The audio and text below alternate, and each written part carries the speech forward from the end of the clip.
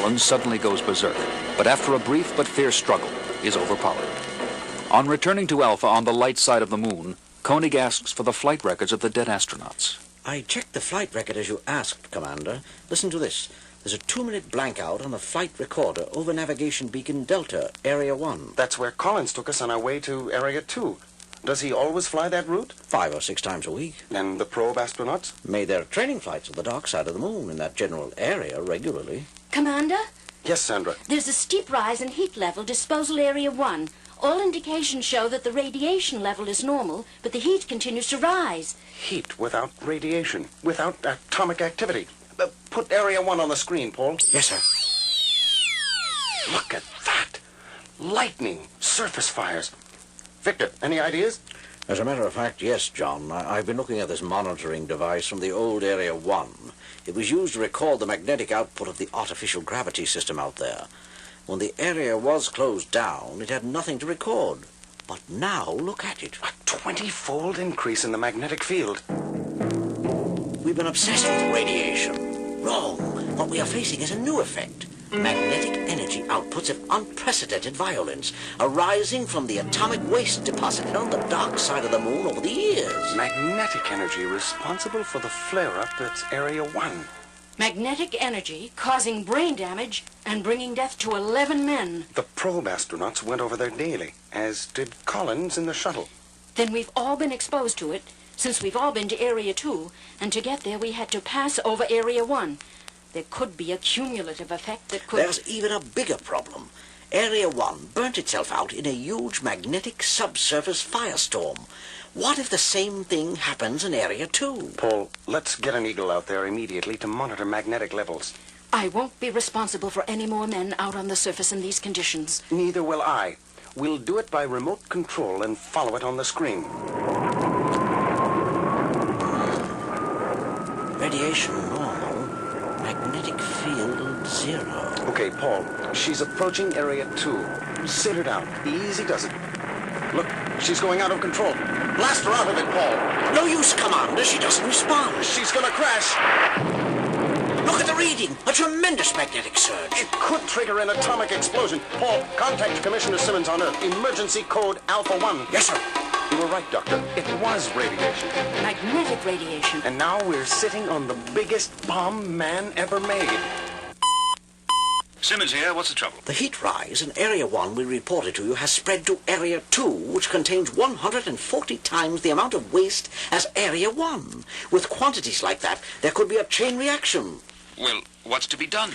We can try to break the pile apart, rip up the rods, destroy the mass. By dispersing it over a wide area, we might prevent that. Good. Do it.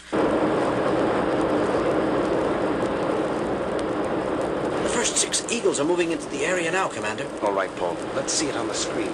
Uma, I want central computer updated with everything possible, constantly. Well, we're getting some of the containers moved. Number 26 dispersed to Grid 9. Dispersed to Grid 9.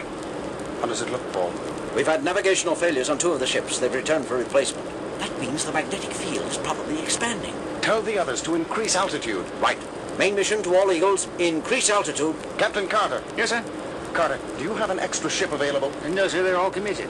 Then take Eagle 1 into orbit. Report how things look from there. Right. Sandra, what are the readings? Heat level holding.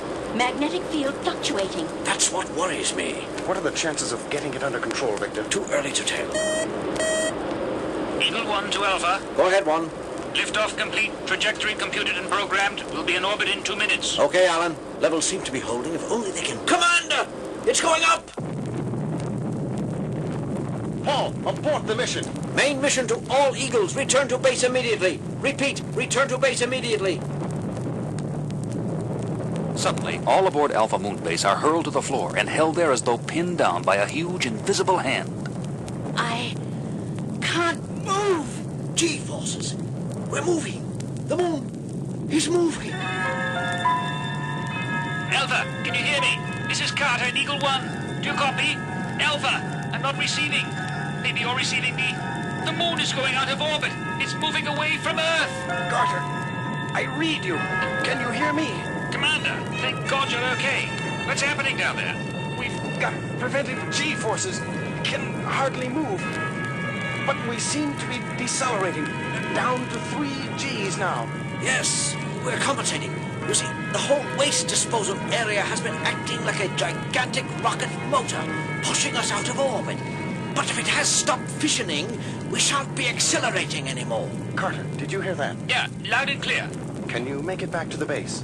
Yeah, I can make it. I'm closing now. I can make it. Good, Captain. Morrow, check around the base. This is main mission. All sections report. Security section, we have audio contact. Video systems gone. Service section, lost all power. Operating on emergency systems. Medical section poor. Explosive decompression in 2 compartments. Area sealed off. No leaks. Sufficiently operative to accept casualties. The big question now is, can we make it back to Earth? Uma, consult the master computer. I want a readout on contingency plan Exodus. Yes, sir. Emergency Operation Exodus, indefinite patterns. 1. Moon on unknown trajectory. 2. Constantly changing G-forces due to movement away from Earth. 3. Insufficient data to compute flight plan. Human decision required. Attention, all sections. Alpha, this is Commander John Koenig. As you know, the moon has been blasted out of orbit, and we have been completely cut off from Earth. We have power, environment, and therefore the possibility of survival. If we should try to return to Earth without full resources, I believe we would fail. Therefore, it is my judgment we do not try. Paul, what about our communications with Earth? Any chance of restoring contact? Very little, sir. We've lost all direct communication. All I can get is this video report being broadcast on Earth. Put it up on the big screen. The totally unforeseen accident on the lunar surface has caused very serious repercussions here on Earth. Due to gravity disruption, there have been violent earthquakes in the United States, Yugoslavia, and southern France, with enormous damage to life and property. The International Lunar Commission holds out little hope for the rescue of the 311 men and women on Moon Base Alpha. The moon's acceleration away from Earth has put it beyond the reach of any... Paul, scan all frequencies for any signal from any planet. Paul, there's a picture coming in. There, hold that. It's the planet Meta. Meta. Maybe that's where our future lies. September 13th, 1999. Meta signals increasing. Yes,